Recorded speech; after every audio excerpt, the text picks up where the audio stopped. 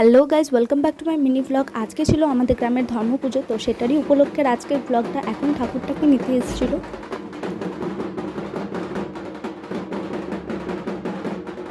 এদিকে ঠাকুরটা নিতে আসার জন্য পুজো হচ্ছে। এখন ধর্মরাজের মন্দিরে পুজো হয়ে গেছে। এরপর বিকেলে একটা দাদু পাট ভক্তার পাটের ওপর শুয়ে পড়বেন। এই দেখো শুয়ে পড়েছেন, এবং তাকেও নিয়ে যাওয়া হচ্ছে মন্দিরে।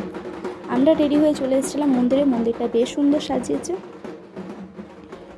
আর এই যে সব বান্ধবী, দিদি, মা সকলেই আছে এখানে। এরপর একটু কিছু খেয়ে মেলাটা ঘুরতে শুরু করলাম। মেলাতে দেখতেই পাচ্ছ ভীষণ ভিড় জমা ছিল। এইদিকে ভক্তরা লোটন দিয়ে আসছিল। লোটন দেওয়ার পর শুরু হবে লাঠি খেলা। এদিকে লাঠি খেলা হচ্ছে। এরপর রাত্রে 1টার সময় এসেছিল ঠাকুর। ভিডিওটা আজকে আমার এত দূরই ভালো লেগে থাকলে লাইক করো, কমেন্ট করো, শেয়ার করো।